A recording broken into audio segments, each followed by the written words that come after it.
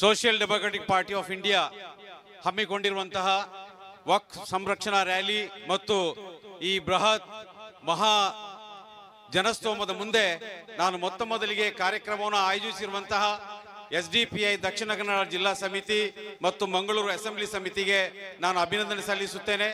ಅದೇ ರೀತಿ ಈ ಕಾರ್ಯಕ್ರಮಕ್ಕೆ ಪಕ್ಷ ಭೇದವಿಲ್ಲದೆ ಇಲ್ಲಿ ನಮ್ಮ SDPI ಪಕ್ಷದ ಕಾರ್ಯಕರ್ತರು ಇದ್ದಾರೆ, ಕಾಂಗ್ರೆಸ್ ಪಕ್ಷದ ಕಾರ್ಯಕರ್ತರು ಕೂಡ ನಮ್ಮಲ್ಲಿ ಸೇರಿದ್ದಾರೆ. SSF, SKSSF, ಜಮಾತೆ ಇಸ್ಲಾಮಿ, ಅದೇ ರೀತಿ ಸಲಾಫಿ, ಸುನ್ನಿ ಎಲ್ಲ ಯಾವುದೇ ಪಂಗಡ ಇಲ್ಲದೆ ಯಾವುದೇ ಭೇದವಿಲ್ಲದೆ ಇವತ್ತು ಈ ನಮ್ಮ ಪ್ರತಿಭಟನಾ ರ್ಯಾಲಿಗೆ ಭಾಗವಹಿಸಿರುವಂತದ್ದು. ನಾವು ನಮ್ಮ ದೇಶದಲ್ಲಿ ಯಾವ ಬೆಲೆ ತೆತ್ತಾದರೂ ಕೂಡ ವಕ್ಫ್ ಅನ್ನು ನಾವು ಸಂರಕ್ಷಣೆ ಮಾಡಿಯೇ ತೀರ್ತೇವೆ ಎಂಬ ಒಂದು ಸಂಕೇತದ ಆಶಯವಾಗಿದೆ ಇವತ್ತು ನಾವು ನೋಡುವಂತ ಇದ್ದದ್ದು. ನಾವು ಗೊತ್ತಿರುವ ಹಾಗೆ ಕಳೆದ 12 ವರ್ಷಗಳಲ್ಲಿ ಬಿಜೆಪಿಯ ನರೇಂದ್ರ ಮೋದಿಯ ಕೇಂದ್ರದ ಬಿಜೆಪಿ ಸರ್ಕಾರ ಮುಸ್ಲಿಂ ವಿರೋಧಿ ಕಾನೂನುಗಳನ್ನ ನಿರಂತರವಾಗಿ ನಮ್ಮ ದೇಶದಲ್ಲಿ ಹೇರ್ತಾ ಬರ್ತಾ ಇದೆ. ಪ್ರತಿ ಸಲ ಲೋಕಸಭೆಯಲ್ಲಿ ರಾಜ್ಯಸಭೆಯಲ್ಲಿ ಅಧಿವೇಶನಗಳು ನಡೆಯುತ್ತಿರುವ ಸಂದರ್ಭದಲ್ಲಿ ಮುಸ್ಲಿಂ ವಿರೋಧಿಯಾದಂತಹ ಚರ್ಚೆಗಳು ನಡೀತದೆ. ನರೇಂದ್ರ ಮೋದಿ ಪ್ರಧಾನಮಂತ್ರಿ ಆದಾಗ ತ್ರಿವಲ್ ತಲಾಕ್ ಕಾನೂನು ಅಂತ ಹೇಳಿ ಒಂದು ಮುಸಲ್ಮಾನರನ್ನ ಅವಮಾನ ಮಾಡುವಂತ ಒಂದು ಕಾನೂನನ್ನ ತಂದ್ರು. ಆನಂತರ NRC ಮತ್ತು CAA ಎಂಬ ಕಾನೂನನ್ನು ತಂದ್ರು. ಇದು ಕೂಡ ಮುಸ್ಲಿಂ ಸಮಾಜವನ್ನ ಈ ದೇಶದ ಮುಖ್ಯವಾಹಿನಿಯಿಂದ ಹೊರದಬ್ಬಿಸಲಿಕ್ಕೆ ಬೇಕಾದಂತ ಕಾನೂನು ಎಂಬುದನ್ನ ಇಡೀ ನಮ್ಮ ದೇಶದ ಜನತೆ ಒಕ್ಕೂರಿನಿಂದ ಖಂಡಿಸಿದ್ದೇವೆ. ಲಕ್ಷಾಂತರ ಪ್ರತಿಭಟನೆಗಳನ್ನು ಮಾಡಿದ್ದೇವೆ. ನಿರ್ವಾಹವಿಲ್ಲದೆ ಕೇಂದ್ರ ಸರ್ಕಾರ CAA ಜಾರಿಗೆ ಮಾಡದೆ ಹಾಗೆ ಇಟ್ಟು ಬಿಟ್ಟಿದೆ. ಇದೀಗ ಇಡೀ ದೇಶದಲ್ಲಿರುವಂತಹ ನಮ್ಮ ಮುಸಲ್ಮಾನರ ವಕ್ಫ್ ಕಾನೂನುಗಳು ಏನಿದೆ, ವಕ್ಫ್ ಯಾವ್ದು ಆಸ್ತಿಗಳಿವೆ ಎಲ್ಲ ಆಸ್ತಿಗಳನ್ನ ಕಬಳಿಸಿಬೇಕಾಗಿರುವಂತದ್ದು. ನಮ್ಮ ದೇಶದಲ್ಲಿ ಸುಮಾರು 8,70,000ಕ್ಕೂ ಮಿಂಚಿ ವಕ್ಫ್ ಆಸ್ತಿಗಳಿವೆ. ಎಲ್ಲ ವಕ್ಫ್ ಆಸ್ತಿಗಳು ಸರ್ಕಾರ ನೀಡಿದಂತ ಸ್ವತ್ತುಗಳಲ್ಲ, ಯಾವುದೇ ಸಮುದಾಯದಿಂದ ನಾವು ಕಬಳಿಸಿದಂತ ಸ್ವತ್ತುಗಳಲ್ಲ. ತಲೆತಲಾಂತರದಿಂದ ನಮ್ಮ ಮುಸ್ಲಿಂ ಸಮುದಾಯದ ಹಿರಿಯರು ನಮ್ಮ ಧಾರ್ಮಿಕ ಉದ್ದೇಶಗಳಿಗಾಗಿ ದಾನ ಮಾಡಿದಂತ ಸ್ವತ್ತುಗಳಾಗಿವೆ. ಆದ್ರೆ ಇವತ್ತು ಆ ಸ್ವತ್ತುಗಳನ್ನ ಸರ್ಕಾರ ಸಂಪೂರ್ಣವಾಗಿ ಕಬಳಿಸಲಿಕ್ಕೆ ಬೇಕಾಗಿರುವಂತಹ ಕಾನೂನನ್ನು ನಮ್ಮ ಮುಂದೆ ತಿದ್ದುಪಡಿ ಮೂಲಕ ತರ್ತಾ ಇದೆ. ಇದನ್ನು ನಾವು ಖಂಡಿತವಾಗಿಯೂ ಜಾರಿಗೊಳಿಸಲಿಕ್ಕೆ ಬಿಡುವುದಿಲ್ಲ. ಏನಪ್ಪ ಈ ತಿದ್ದುಪಡಿ ಕಾಯ್ದೆ? ಇದರಲ್ಲಿರುವಂತಹ ಅಂಶಗಳೇನು? ಇದರಲ್ಲಿರುವಂತಹ ತಿದ್ದುಪಡಿಗಳಲ್ಲಿರುವಂತಹ ಮುಸಲ್ಮಾನರಿಗೆ ಅಪಾಯಕಾರಿಯಾಗಿರುವಂತಹ ಅಂಶಗಳು ಏನು ಎಂಬುದನ್ನ ನಾವು ಮೊದಲಿಗೆ ಅರಿಯಬೇಕಾಗಿದೆ. ನಮ್ಗೆಲ್ಲರಿಗೂ ಗೊತ್ತಿರುವ ಹಾಗೆ ಮೊದಲಿಗೆ ಈ ತಿದ್ದುಪಡಿ ಇರುವಂತಹ ಅತ್ಯಂತ ಅಪಾಯಕಾರಿಯಾದ ಅಂಶಗಳೇನೆಂದ್ರೆ,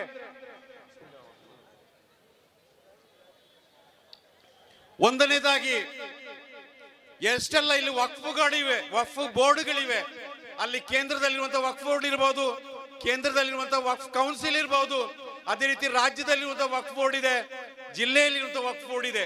ಈ ಎಲ್ಲಾ ವಕ್ಫ್ ಬೋರ್ಡ್ ನಲ್ಲಿ ಮುಸಲ್ಮಾನರಲ್ಲದವರನ್ನ ಅಂದ್ರೆ ಹಿಂದೂ ಸಮುದಾಯದ ಸದಸ್ಯರನ್ನ ನೇಮಕ ಮಾಡಬೇಕು ಎಂಬುದನ್ನ ಈ ತಿದ್ದುಪಡಿ ತರ್ತಾ ಇದ್ದಾರೆ. ವಕ್ಫ್ ಎಂಬುದು ಮುಸಲ್ಮಾನರ ಸ್ವತ್ತು.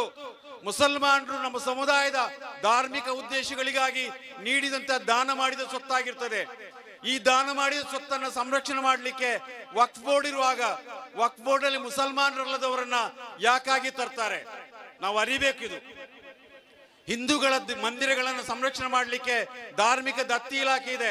ಆ ಧಾರ್ಮಿಕ ದತ್ತಿ ಇಲಾಖೆಗಳಲ್ಲಿ ಹಿಂದೂಗಳಲ್ಲದವರನ್ನು ಯಾರನ್ನು ಕೂಡ ಸದಸ್ಯರನ್ನಾಗಿ ಮಾಡುವುದಿಲ್ಲ. ಆದ್ರೆ ಮುಸಲ್ಮಾನರ ಸಂರಕ್ಷಣೆ ಮಾಡುವಂತಹ ವಕ್ಫ್ ಸ್ವತ್ತುಗಳನ್ನು ಸಂರಕ್ಷಣೆ ಮಾಡುವ ವಕ್ಫ್ ಬೋರ್ಡ್ಗಳಲ್ಲಿ ಹಿಂದೂಗಳನ್ನ ಕೂಡ ಯಾಕೆ ಮೆಂಬರ್ಗಳನ್ನಾಗಿ ಮಾಡ್ತಾರೆ? ಯಾಕೆ ಅದರಲ್ಲಿ ಬಹುಸಂಖ್ಯಾತ ಅಂದ್ರೆ ಅವ್ರು ಹೇಳ್ತಾರೆ ಒಂದೆರಡು ಹಿಂದೂಗಳಲ್ಲ, ಬದಲಾಗಿ ಯಾವ ವಕ್ಫ್ ಬೋರ್ಡ್ ಇದೆ ಆ ವಕ್ಫ್ ಬೋರ್ಡ್ ನಲ್ಲಿ ಬಹುಸಂಖ್ಯಾತ ಸದಸ್ಯರು ಹಿಂದೂ ಸಮುದಾಯದ ಅವರು ಆಗಿರ್ಬೇಕು ಅಂತ ಹೇಳಿ ಕಾನೂನು ತರ್ತಾ ಇರುವಂತದ್ರ ಹುನ್ನಾರ ಏನು ಎಂಬುದನ್ನ ಸರಿಯಾಗಿ ಅರ್ಥ ಮಾಡಬೇಕು. ಯಾಕೆಂದ್ರೆ ಎಷ್ಟೆಲ್ಲ ಮುಸ್ಲಿಂ ಸ್ವತ್ತುಗಳಿದೆ, ಎಲ್ಲಾ ಮುಸ್ಲಿಂ ಸ್ವತ್ತುಗಳು ಅದು ಇನ್ನು ಮುಂದೆ ಅಲ್ಲಿ ಶಾಲೆಗಳು ಕಟ್ಟಬೇಕು, ಅಲ್ಲಿ ನಮ್ಮ ಸರ್ಕಾರಿ ಕಟ್ಟಡಗಳು ಕಟ್ಟಬೇಕು, ಮಂದಿರಗಳನ್ನು ಕಟ್ಟಬೇಕು ಅಂತ ಹೇಳಿ ಒಂದು ವಕ್ಫ್ ಬೋರ್ಡ್ ನ ಸಭೆಯಲ್ಲಿ ತೀರ್ಮಾನ ಮಾಡುವುದಾದ್ರೆ ಅದಕ್ಕೆ ಬಹುಮತ ಬೇಕು. ಹಾಗಾಗಿ ಬಹುಮತ ಬೇಕಾದ್ರೆ ಅಲ್ಲಿ ಹಿಂದೂ ಧರ್ಮದ ಅಥವಾ ಸಂಘ ಪರಿವಾರದ ವ್ಯಕ್ತಿಗಳನ್ನ ಸದಸ್ಯರನ್ನಾಗಿ ಮಾಡಿದರೆ ಯಾವ ವಕ್ಫ್ ಸ್ವತ್ತನ್ನು ಕೂಡ ಕಬಳಿಸಲಿಕ್ಕೆ ಸಾಧ್ಯವಿದೆ ಎಂಬ ಹುನ್ನಾರವನ್ನ ನಾವು ಸರಿಯಾಗಿ ಅರ್ಥ ಮಾಡಿಕೊಳ್ಳಬೇಕು.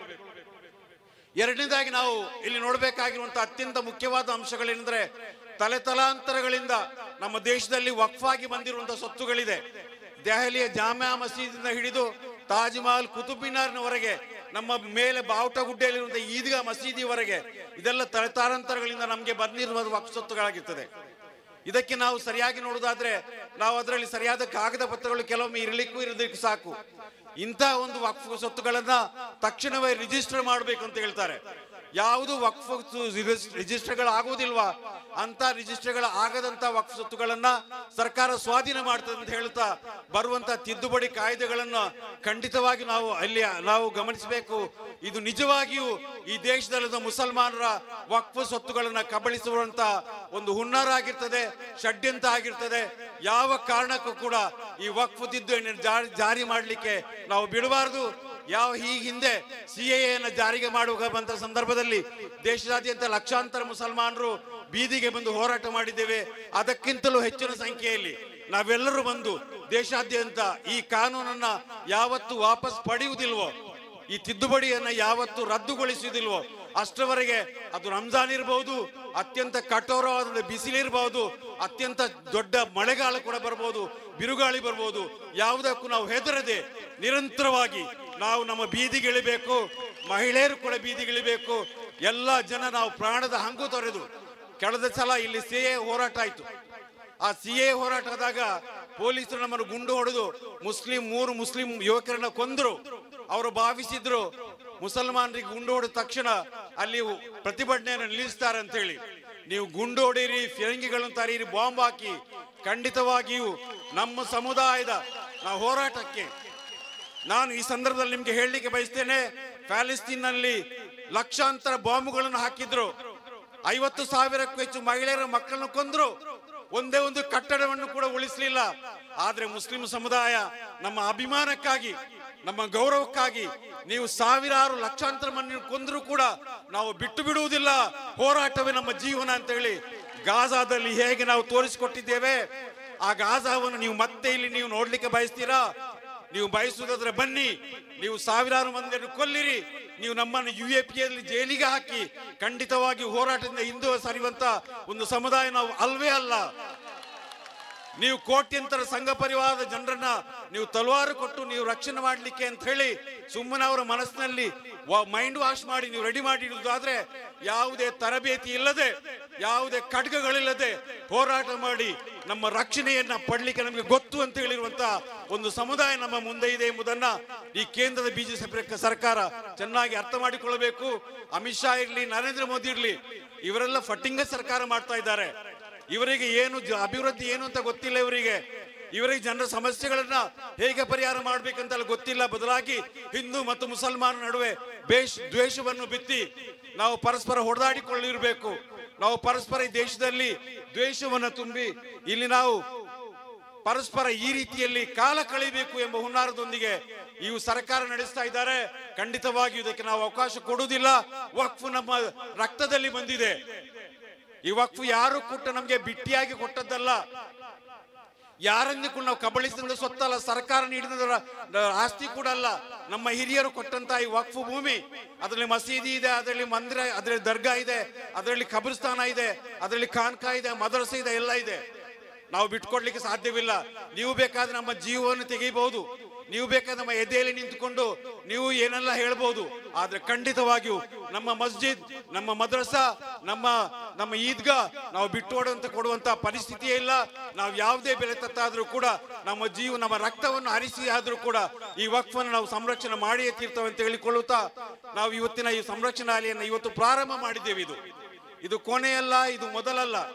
ಇದು ನಾವು ನಿರಂತರವಾಗಿ ಎಷ್ಟರವರೆಗೆ ಈ ವಕ್ಫ್ ತಿದ್ದುಪಡಿಯನ್ನು ನೀವು ಹಿಂದೆಗೆಯುವುದಿಲ್ವೋ, ಎಷ್ಟರವರೆಗೆ ನಮ್ಮ ವಕ್ಫ್ಗೆ ಸಂರಕ್ಷಣೆ ಕೊಡುವುದಿಲ್ವೋ ಅಷ್ಟರವರೆಗೆ ಈ ಹೋರಾಟವನ್ನ ಇದೊಂದು ಪ್ರಥಮ ಒಂದು ಹಂತವಾಗಿ ನಾವು ಇಷ್ಟೊಂದು ಮಂದಿ ಸೇರಿದ್ದೇವೆ. ಮುಂದೊಂದು ದಿನ ಹೀಗೆ ಬರಲಿದೆ. ದಕ್ಷಿಣ ಕನ್ನಡದ ಪ್ರತಿಯೊಂದು ಮುಸ್ಲಿಂ ಮನೆಗಳಿಂದ ಎಷ್ಟೆಲ್ಲ ಮಹಿಳೆಯರು, ಮಕ್ಕಳಿದ್ದಾರೆ, ಎಷ್ಟೆಲ್ಲ ಪುರುಷರಿದ್ದಾರೆ, ಯುವಕರಿದ್ದಾರೆ, ಎಲ್ಲರನ್ನು ಕೂಡ ಬೀದಿಗೆ ತಂದಾದ್ರೂ ಈ ದೇಶದ ವಕ್ಫನ್ನ ಸಂರಕ್ಷಣೆ ಮಾಡ್ತಂತ ಹೇಳಿಕೊಳ್ಳುತ್ತಾ ನಾನು ಈ ಒಂದು ವಕ್ಫನ ಸಂರಕ್ಷಣಾ ಈ ಸಭೆಯನ್ನ ಉದ್ಘಾಟನೆ ಮಾಡುತ್ತಾ ನನಗೆ ಅವಕಾಶ ಕೊಟ್ಟಕ್ಕಾಗಿ ಧನ್ಯವಾದ ಹೇಳ್ತಾ ನನ್ನ ಮಾತನ್ನು ಮುಕ್ತಾಯಗೊಳಿಸ್ತೇನೆ. ಅಸ್ಸಲಾಮು ಅಲೈಕುಂ ವರಹಮತುಲ್ಲಾಹಿ ವಬರಕಾತುಹು.